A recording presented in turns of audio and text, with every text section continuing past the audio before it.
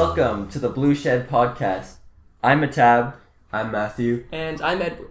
And we're here thanks to Amanda and Aaron from the Hope for Freedom Society. Homelessness has been a long-standing issue in the Greater Vancouver area, with homelessness rising 7.7% each year for the past 10 years. Crucially, there is much stigma and little empathy surrounding the issue that can affect us all, and so we're here to tackle that stigma. The Blue Shed Podcast aims to tackle this stigma and discover what it is really like to be homeless. Join us as we converse with individuals who have experienced homelessness over this game of snakes and ladders, and hear their stories. Do we want to begin with just an introduction of who you are? Sure. Yeah. My name is Dennis Fagan. I am the Executive Director with Hope for Freedom Society. I'm Aaron. I'm with the outreach team. My name is Amanda, and I am an outreach worker at Hope for Freedom Society. All right. So why don't we each choose a character that we'd like, and we can start the game, and we'll go through some questions at the same time. I like it. All right. Perfect. I will go with this guy here. Dennis? Excavator. I want it to be the race car. Not the race car. Oh, thanks. That is a Xbox controller. Oh, perfect. Call of Duty. Okay. I'll go with the shoot. Gotta grab the Optimus Primes. All right. So why don't we? How about Aaron goes first? Sure. I just want to ask you, why did you want to work with Hope for Freedom and help out with and support homeless people? I think for me, it kind of just all fell into play, and it probably came down to when I finally let go of taking control of doing things my own way. Because I think for me, over time, I realized that my own way wasn't working. As a recovering addict, I had to kind of adjust to a new way of living. And that did take a little bit of time to do. But once I kind of was able to let go and just let things be, I think my life started to really just kind of fall into place and kind of work in a beneficial way. Yeah, that's awesome. 2. That's so nice. Yeah. 6. Oh, I don't move yet. I speak first. Yeah. Yeah.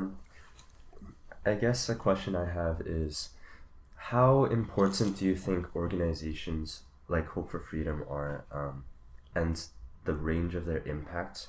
How important do you think that is for people like on the streets and also like drug addicts that are trying to recover? Because I know there are people that'll try to help like individually when they're not part of organizations, and so how important do you think that impact is to have a central organization to help through? Well, I think first of all, people that try to help individually may not understand how complex the issue is, and sometimes that can even be detrimental. Certainly can be dangerous, especially nowadays. The landscape has changed significantly in the last 10 years, especially with the toxic drug crisis. So I think with respect to how important our involvement is in the issue, it's,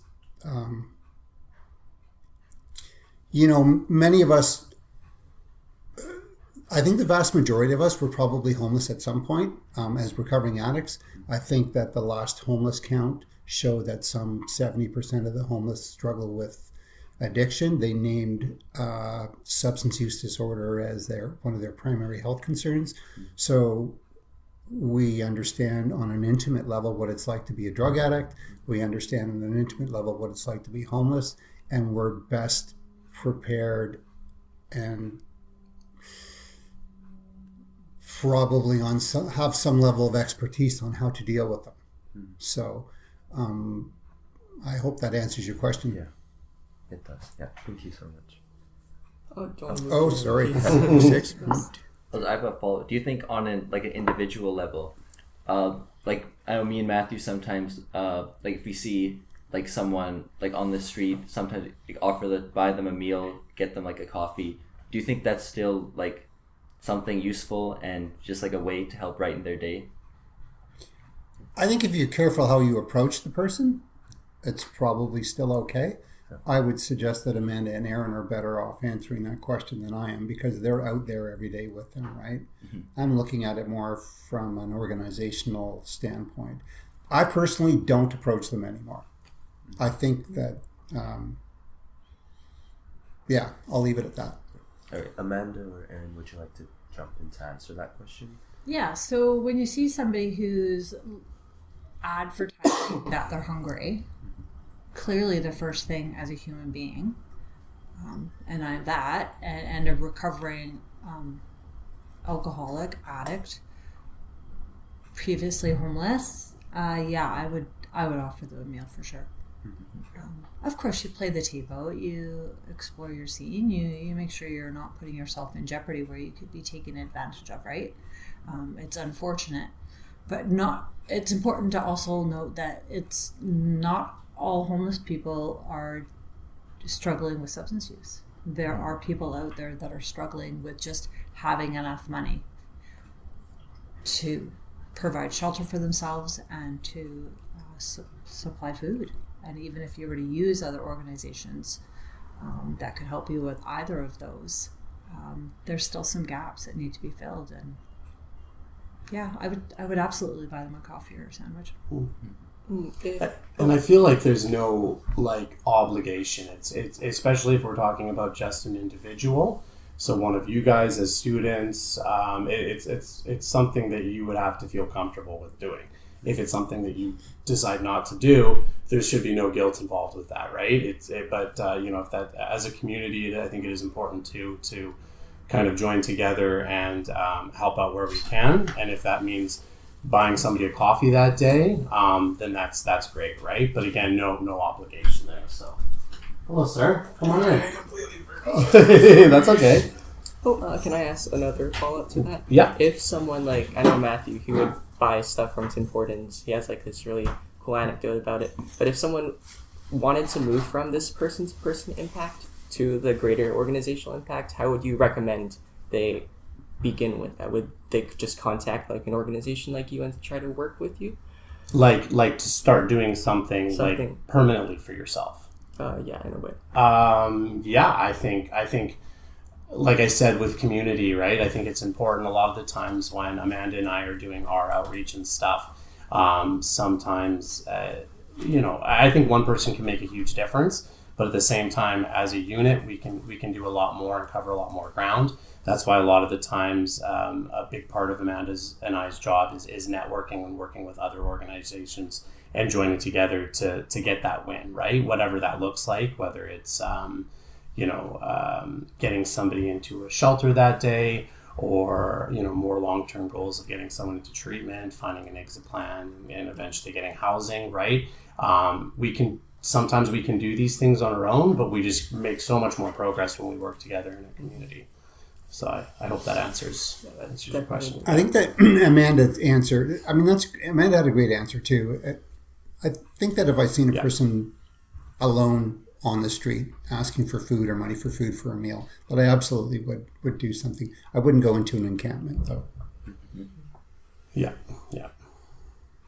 And I even think Amanda and I as outreach workers wouldn't do that either by ourselves, right? 99% of the time we'll probably be fine, but you just don't know how someone's feeling that day either, or who we're approaching if it's somebody new, right? So it's my turn. It is. You get the roll. 5. 2, 3, 4. Do I start on one or do I count one? I think one count. Yeah. Count one. Yeah. No one's hit a ladder yet. Can I ask you a question? And you guys can also follow up on it.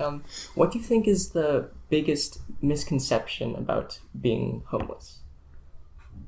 Ooh, that's deep. There's so many layers to that particular question, and I think that's why there's some scrutiny around it, because we don't know why is this person homeless? Is this person homeless because first and foremost, we've recently had floods. So people's houses are flooded recently. Fires. People's homes are burning down. People are adjusting to the cost of living.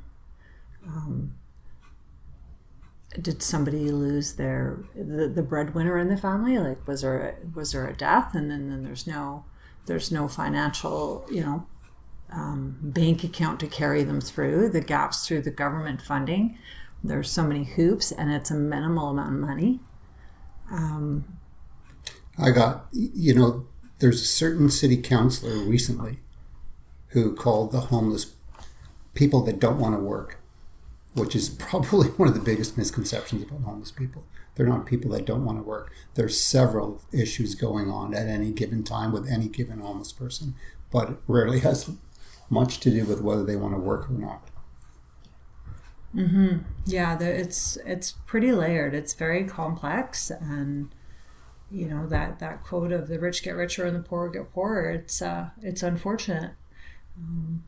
So at the best of times, we'll just go out and we'll just make sure that people, that we see them. I mean, I don't even know what I mean. Yeah, pretty heavy topic. What's your thought on that? Right? And you're a young man, right? Yeah, I think I definitely agree with you about just not knowing what happened to them. So I know they have had like specific experiences with interacting with people that are homeless. Yeah. But I also volunteer at Eagle Ridge Hospital, which is nearby. Yeah. And sometimes when I see patients and like just in like the residential areas, like the nurses are obviously like really overworked, but they cannot devote their attention towards these people. And if like a patient is like repeatedly saying the same thing, or they might have like memory issues or something like that, they don't get that empathy either. Right. And so I found that if you could just talk to that person and try to listen to them, you really learn a lot about them, and it's like really valuable. So trying to be empathetic towards them. Right. And hoping that they're going to remember everything that they shared with you, and vice versa, right? We've built a rapport with a few people that are outside, unsheltered. We call them our unsheltered neighbors, that don't have substance use issues, that are just really down on their luck and don't want to take a free handout. They're like the old school hobo, right? With the stick with the little bandana on the back, or they're travelers, or just passing through. It's every scenario is a little bit different, and I encourage you to use your gut, because your gut tells you, right? Your gut, you're a human being. You want to help. You want to talk. You want to make eye contact. But if your body's telling you look down, I think that's important to listen to. Not that you should not look, but we're human beings. We want to help one another. We don't want to be above.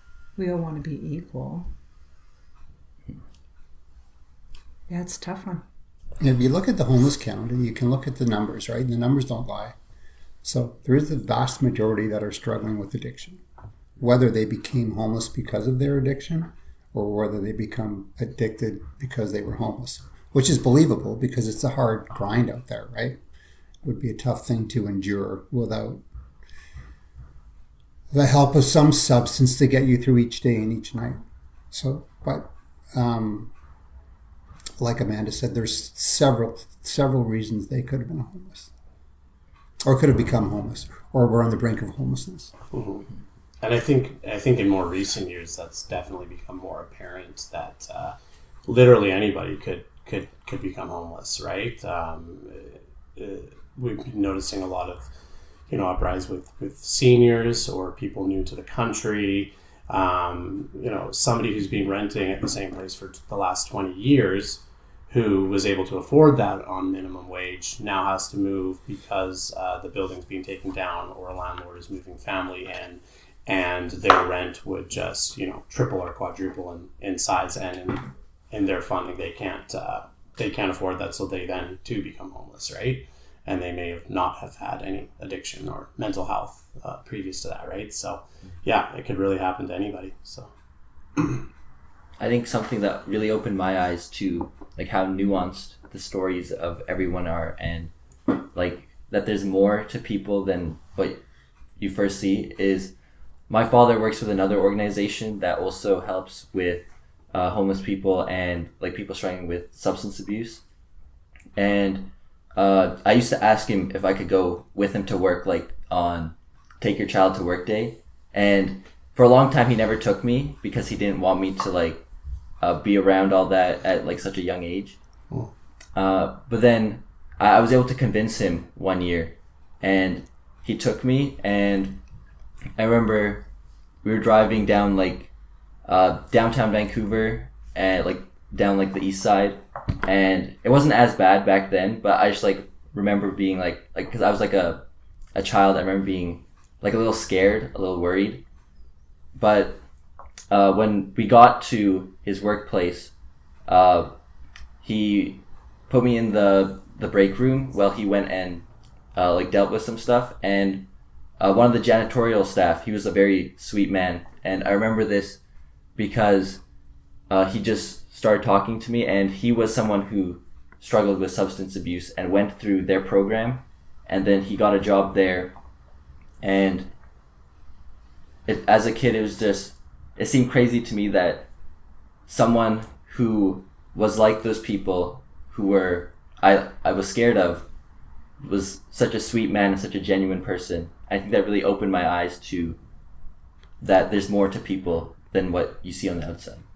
And so this organization, I'm wondering, I can think of a few organizations it might have been that your father works for, right? So this organization is comprised almost entirely of people that went through our program who probably also were homeless for long periods of time and have come on and stayed on, and have been with, some of them have been with us for, I think you met Mark this morning, 10, 12 years, right?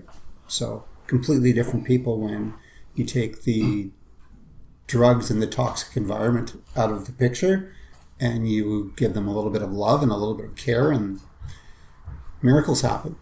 So yeah, I'm familiar with your story. I have a 14-year-old daughter that I used to bring to work, because she went to school close by, and she would come to work in the morning with me, and then I would get her to school, and she would come to this building after school.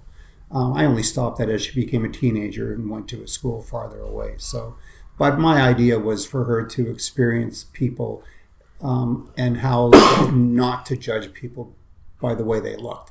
Many of us have tattoos, can be somewhat intimidating looking, right? This is a house full of men that came from the streets and so on. So the idea for me as a parent was to let her see these people and understand that people aren't to be judged by the way they look, right?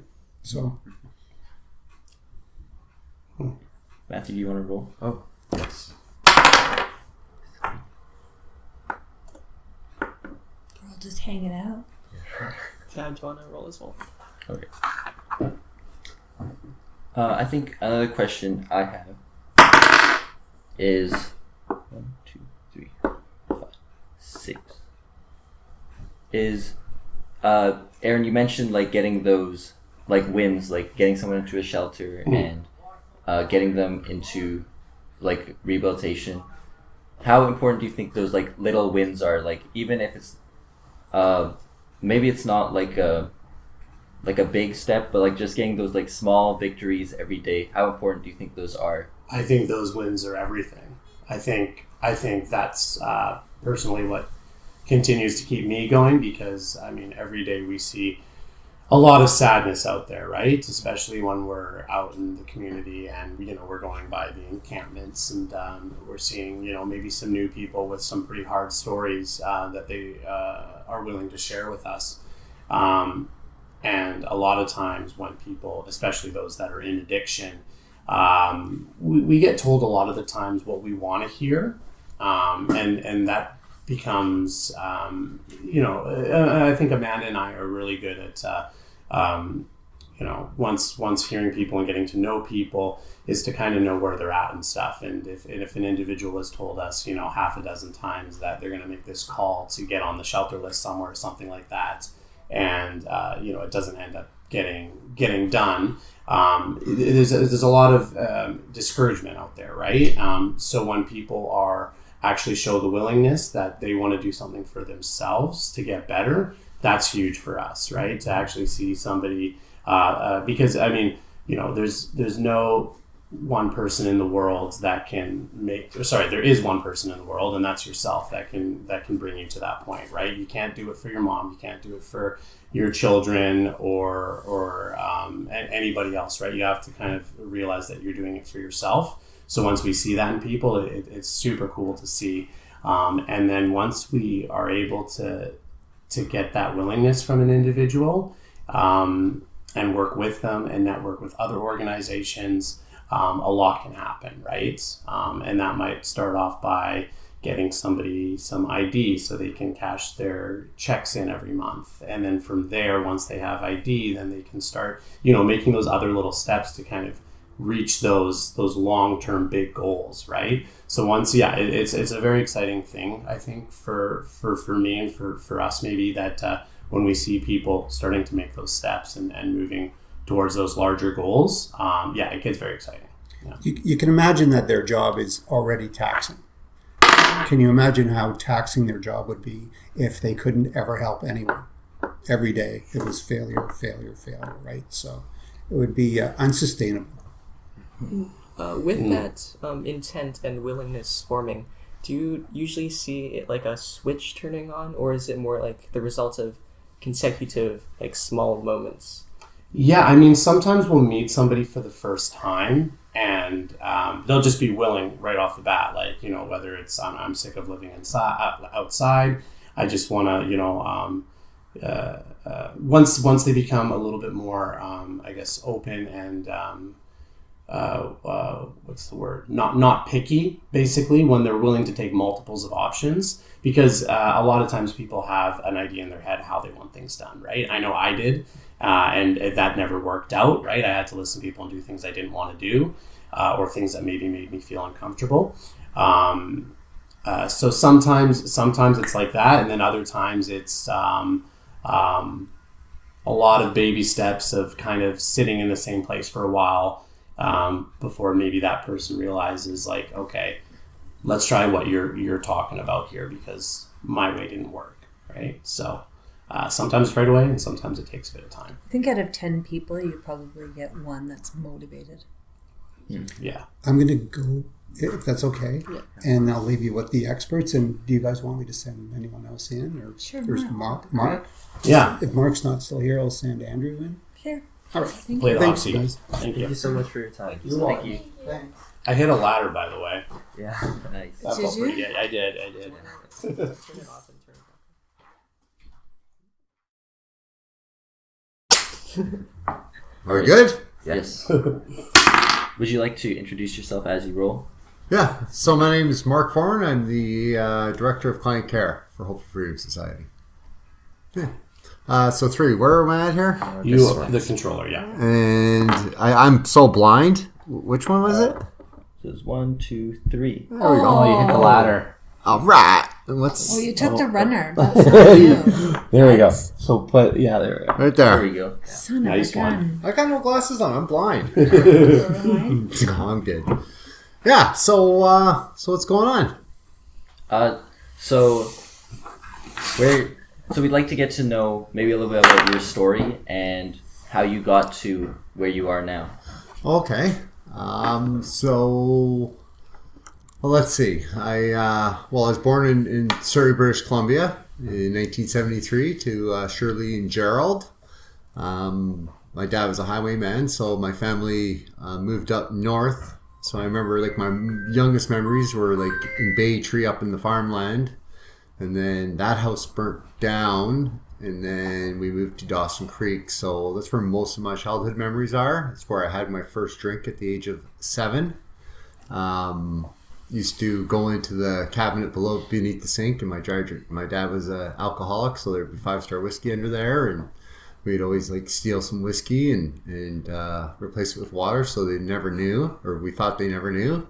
And that's kind of like where I started drinking, but I loved it, right? Like, as soon as alcohol entered my body, it was an amazing feeling, and I was free of all the insecurities and thoughts, and and then my parents broke up right around the age of 9. My mom moved me back down here to Surrey around 10. And I started going to school, got mixed up with the wrong crowd, I guess. We grew up in a pretty poor neighborhood, so the entire crowd was the wrong crowd.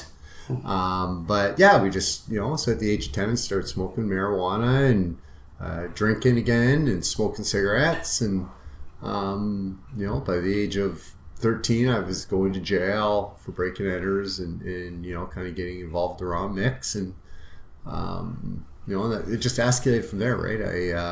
The age of 16, I was kicked out of Surrey for all the crime and shenanigans I was getting up to.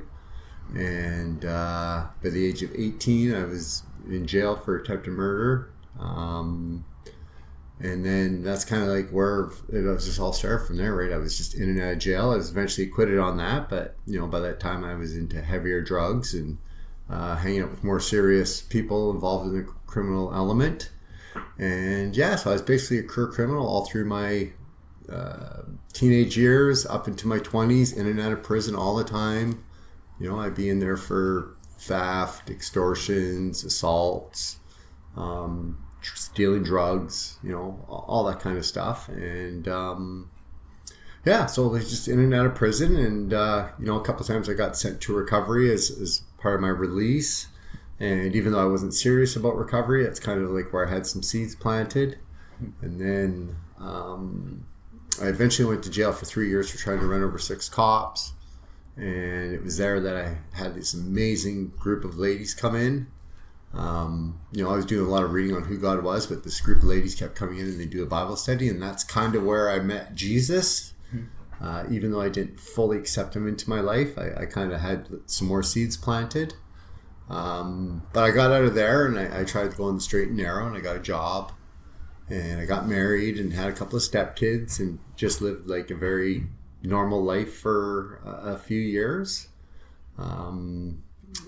One day, my wife at the time had relapsed and kind of took off and was back out doing that. And, I was trying to hold it together, and I had the stepkids.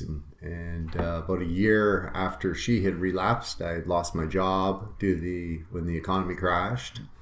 And I just, I said, screw it. And I didn't really have any program in me, anything like that. And I decided to pick up, booze. And then from that led to my drug of choice. And 45 days later, I'm back in jail. And I'm just like, what? What am I doing with my life? I'm 36 years old. I don't have nothing to my name, right? My life savings are gone. I'm now homeless. At that point, the kids were back with their grandma. My wife's in addiction, and I was just like, I need to make a change. So I had all these seeds planted. So I knew that, in recovery, step 1 says that we are powerless and their lives become manageable. Clearly, at the age of 36, sitting back in jail, my mom won't talk to me. My lawyer won't talk to me. Everybody's super frustrated with me. And so, I just got on my knees and asked Jesus Christ into my life. And, I started this process of recovery. I came out of my cell. There was an older gentleman down there reading the AA Big Book. I asked him to sponsor me. And so right there in North Fraser Pretrial Center, I started going through the steps with him right out of the book. And, all while doing that, trying to get out to recovery, I was denied bail. So I talked to my lawyer and I just said, let's just plead out and we'll just get this over with. They had offered me a 7-year prison term. And so I agreed to that. And so we went 94 days into that sentence in North Fraser Pretrial Center. We went to court in front of the judge. And, the prosecutor got up and said what they said. My lawyer said what they said. And the plea agreement, which was 7 years. And the judge, she said that, she wasn't accepting this plea deal. And, I got a little bit panicked because I was like, oh no, this is not good. Like, she's going to hammer me. And, but rather than sending me to jail, she sent me here. Right? She said, you're going to go to Hope for Freedom Society. And I was in shock because she was like, he's going to be there today. It was like, I think 9:30, 10 o'clock when I was in front of her. And she said I was going to be here today before noon. And the prison, even the sheriff got up and he was like, we can't get him there. He's got to be processed. There's paperwork. And she's like, he'll be there before noon today. So the sheriff's like, okay, Your Honor. So they literally, she hit her gavel. They led me out down the stairs into the prison. They changed me right there. They opened up their entrance and exit, handed me to my mom. And she drove me here. And it was crazy. So I walked into this door, and I remember at the time, it was right around Christmas. I think it was like December 21st. And Neil Heward, who was the executive director at the time, had his little elf hat on, and he gave me a big hug. And he was like, welcome home. Do you smoke? I was like, yeah. He threw me a pack of smokes, and he was like, love ya. And I was like, this place is awesome. But that was kind of like my first taste of hope for freedom and being loved and recovery. And I just came in here and just did whatever they told me to do. If they told me to pick up garbage, I picked up garbage. If they told me to volunteer, I volunteered. If they said go to this group, I just did whatever they told me. I went to what meetings they told me to go, and I got a pretty amazing life. And after I graduated the program, I really loved what they were doing, and I liked the grassroots, and I discovered that I was really good at working with men in addiction and coming in behind me. And so I just said I wanted to stick around. So part of that was I had to, still participate in the program. So I did the program again. And after that, I was like, I'm going to stick around. And I kept volunteering, and I painted houses, and I helped out with the food, and did whatever they needed me to do. Eventually, I started volunteering in the office as a support worker. And then I moved into an intake worker. And then, just things just kept rolling. And then I became Dennis's assistant administrator. I kind of got an idea how the numbers worked and how broke we were, and how this place literally ran on God's will, because it was like we'd be coming up to payday and we'd have no money in the bank, and a check for $50,000 that would just cover all our bills and payroll would come in out of nowhere, right? And that's the way it was for years and years. And I was like, what? God has his hand on this place. This is like really amazing. And then, we bought Hilland out in Maple Ridge. I went out there, and I was named manager of Hilland. And, I started kind of helping develop the program there and working through that. And then the director there at the time had left and moved on. And I became the director out there of client care. And it's just been an amazing journey, and that was 13 plus years ago now. So that's kind of how it all worked out. It's a really inspirational and beautiful story.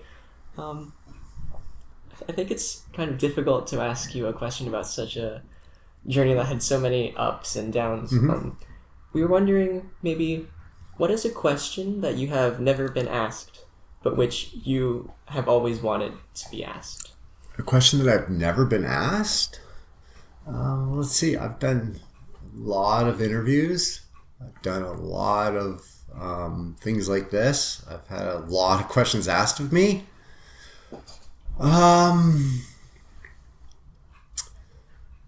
I think that a lot of times people are like, I think the main question is people often ask me, do I wish that I cleaned up earlier, or do I wish that things had happened a different way? And this is what I will say is sometimes, God doesn't necessarily put us in bad predicaments, but we get ourselves into those bad predicaments. And God knows that one day he's going to use us for something, so he allows those predicaments to be a training ground for us, right? Gives us life experiences, allows us to see different things, allows us to feel different pains, different hurts.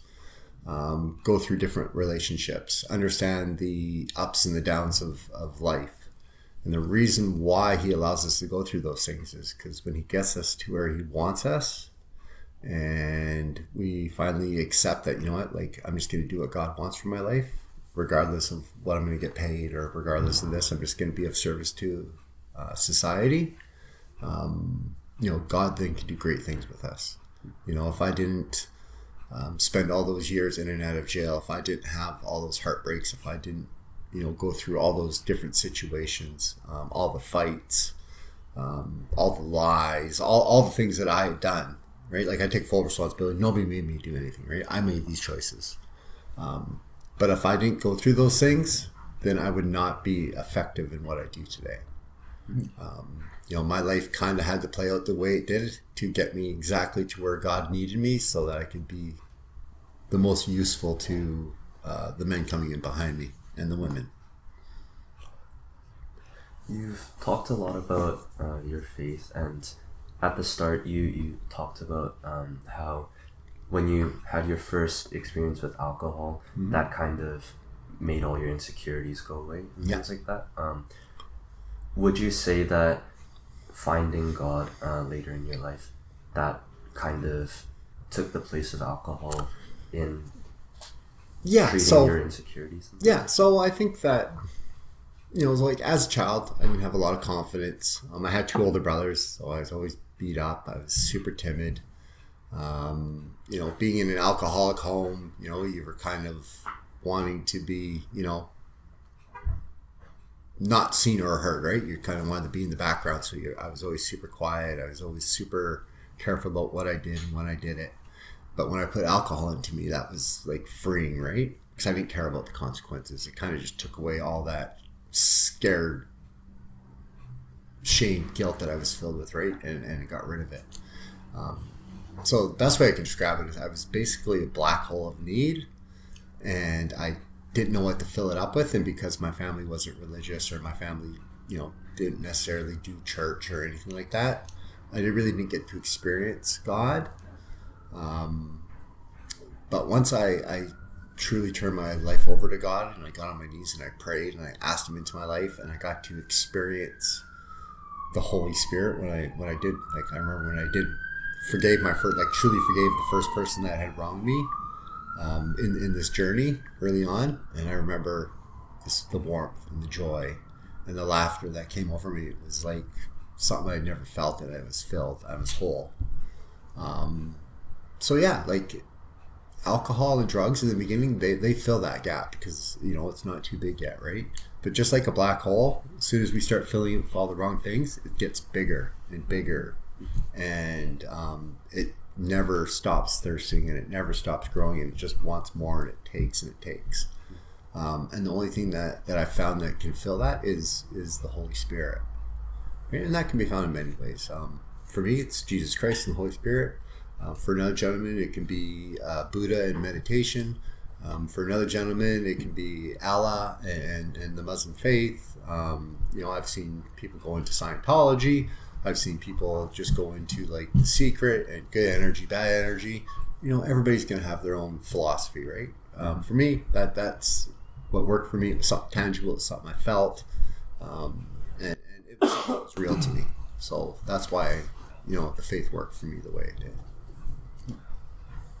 As a Christian myself, whenever I interact with people that are homeless, whenever I buy them food or a drink, I always feel like I want to pray for them as well. But I also am kind of careful, because if they're not religious, then I don't want to feel like I'm pushing my beliefs onto them and things like that. So you've talked about how people can find purpose and fill that black hole with a higher purpose or higher belief in religion.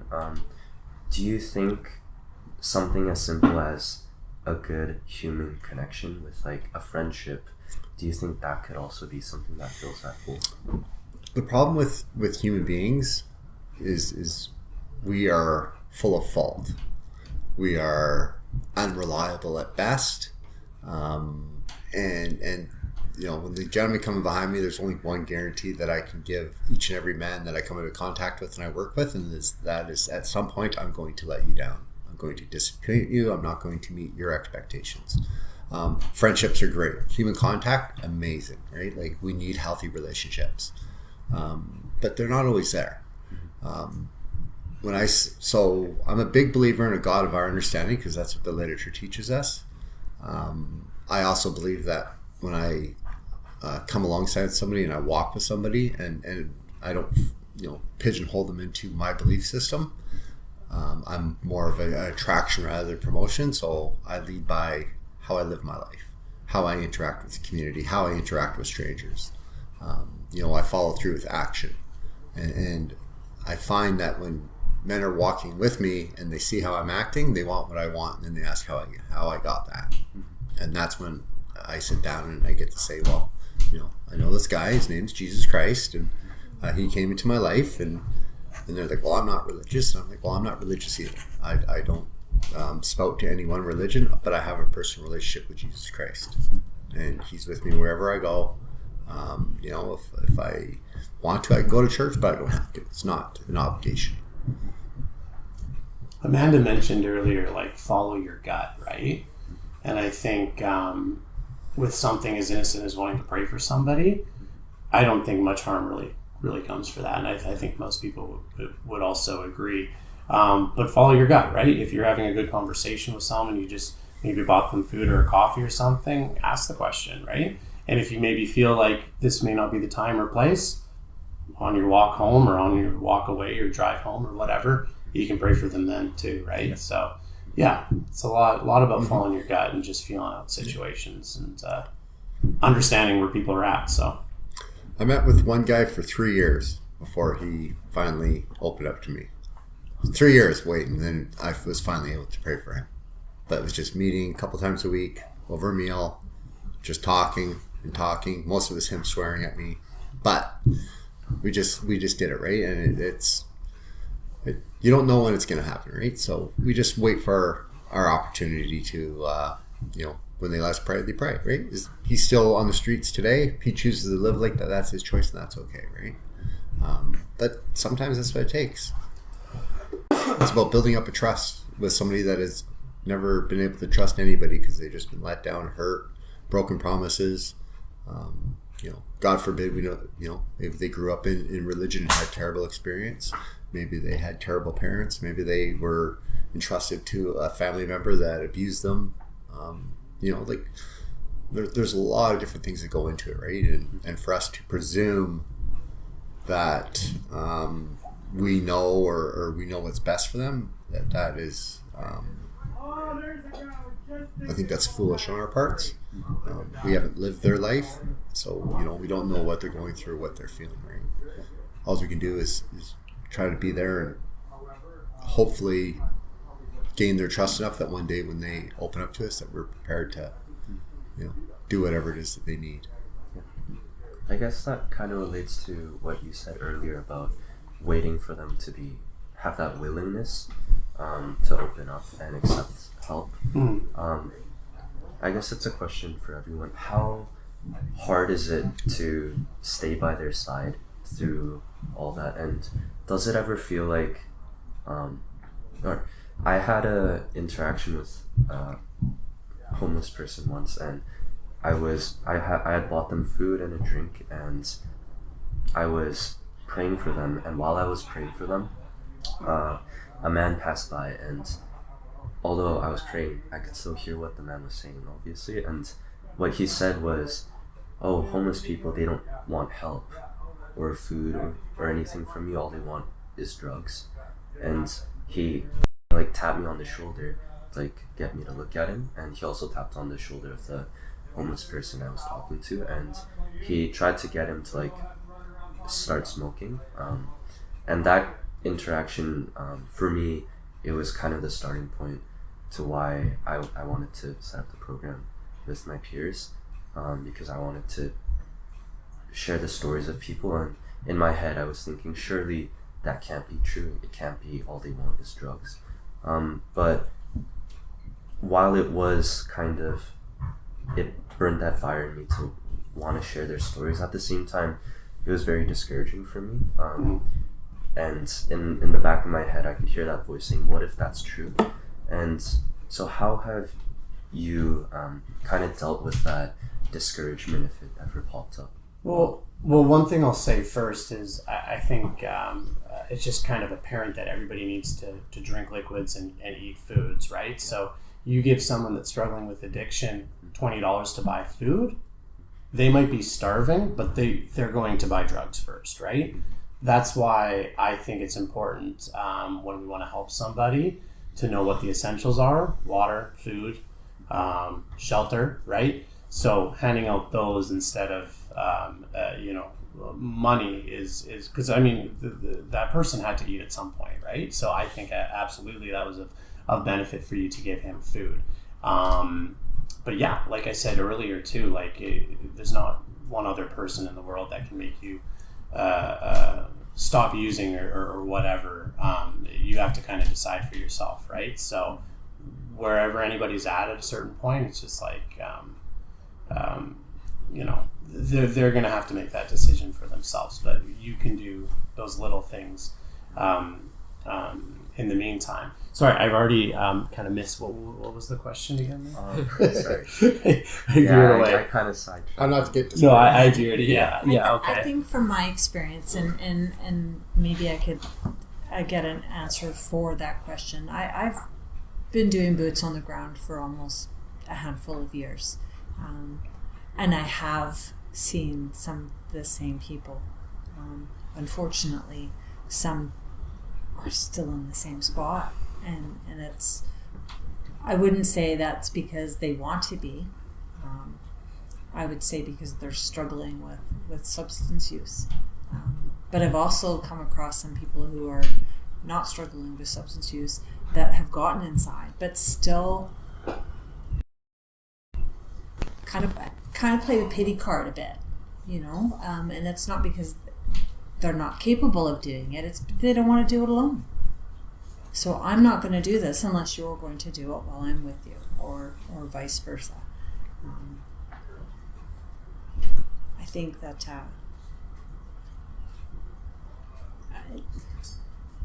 I guess I'm a little bit baffled too. A lot of you have described how a lot of this is like your intention, and then you've also talked about how like you just kind of want to guide that person almost. Like, how do you find that balance between actively playing a part in their like journey whilst also letting them decide what they really want? Yeah, that's another tough one, right? I'm a mom, so I'm pretty good at telling people what to do and what I think they should be doing and how they should be doing it.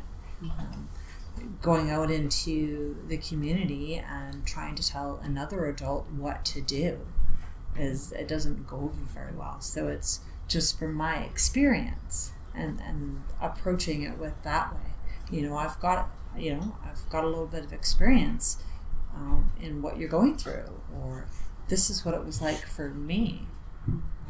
How can I help you achieve that goal? Which, how do you want to do this? Because really it's your plan, and we'll assist you with it. We could be a friend, we could be an outreach worker, I could be an advocate, I can be a sounding board, I can walk the walk with you. Yes, again, it just depends on how motivated the individual is and how badly they want whatever they're trying to achieve. I think the big part is part of relationship is you just continue to meet with them, whether it be on a weekly, bi-weekly, or monthly basis. But you meet with them when you can, and the main thing is you just say when you're ready. We have some resources and we're here, right? And here's the beautiful thing about Hope for Freedom is when they're ready and they come to Amanda or Aaron. Amanda and Aaron have the ability to pick up the phone and say, "Hey, we got this person. They're ready, and we will move. We will move heaven and earth to make a bed for them. Like we will get them in. So we're able to cut through a lot of that red tape and prioritize people when they want it, right? Because we also understand that our outreach team is out there every day dealing with these people that are on the grind. We have this tiny small window, And so, when our outreach team gets that, right, like they need little wins to keep going, right, to keep the spirits up. So, and that's a beautiful thing. But again, it really comes down to, it has to be the person that says, you know what, like I want the help. Yeah. And yeah. Yeah, I think too, like as Amanda and I being outreach workers, at the best of times we have multiples and multiples of people that we're trying to assist in one way or another, right? So we always encourage people, you need to give us a call, right? Just to kind of put a little bit of responsibilities in their court, right? And that may just look like a phone or text. It doesn't even have to be about anything. Let us know how you're doing tomorrow, right? That's what we might say to somebody. And what we might not say to somebody is that, we'll be back at the end of the week to check up on you, which we do a lot of the times, right? If we don't hear from somebody, but we, don't want to give it. So it's like, hey, if you don't reach out, it's okay. We're still going to come and do all these things for you, right? We want to get a little bit back so we know that, okay, if they're given something, they're going to, if they're given the ball, they're going to roll with it, right? So just to find those little bits of efforts in people is super important to know that, okay, you did what we asked and you gave us a call or you texted back. Now we're going to give you another thing. We have an appointment, we're going to go get you some ID. You have to be here at this time, right? Call us if anything comes up. So slowly starting to build that up for them and stuff too, right? And kind of the end goal is getting them to that kind of place, right? That type place. So a lot of times too, it's pain-induced willingness, right? Sometimes we have to wait for the pain to get, so the pain to stay the same needs to get greater than the pain to change, right? And then once that pain becomes so great that they're saying, okay, I got to make a change, that's when we strike, right? And through that we, when we get that little window, we get them in, and then that's where the steps come into play, right? Steps 1, 2, and 3, we make peace with God. 4, 5, 6, and 7, we make peace with ourselves. 8 and 9, we make peace with others. And then 10, 11, and 12, we maintain the peace. And that's it's kind of how we break it down. Dun, dun, dun. How does it feel now that after your entire journey, now being able to serve others and help others? How does that help, I guess, maintain the peace and help fill your bucket? How does that play a role? Well, most days it feels like we're just banging our head against the cement, right? Because, like I said, there's we have a lot of letdowns and disappointments, and a lot of guys that decide to give up or move on, and then of course once they do that, we get the call that they've succumb to their disease, which is heartbreaking. So the thing that keeps me going and lets me know that I'm doing right is the guys that succeed and go on and get this amazing life and get amazing relationships and become fathers to their kids and sons to their mothers. But overall, it feels great, right? Like for someone that used to be a parasite on society to somebody that now is able to give back and be a productive member of society. When the Lord finally calls me home, I'll be able to say, you know what, I think that I left my community in better shape than when I found it, and that's all we can try to do, or at least the people within my within my galaxy, within my orbit, whoever God brings in, that I'm able to leave those people in a better spot than when I found them. So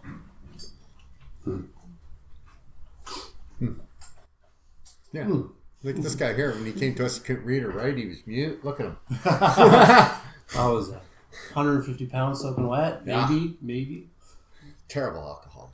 Yeah, I was. I wasn't very good at it. No. But yeah, no, it's like I said, it's when you look at living in the darkness towards, I basically, for me, it's night and day, right? It's the first part of my life, I was living in the darkness, and now I'm in the light. And I wouldn't trade it for anything. Yeah.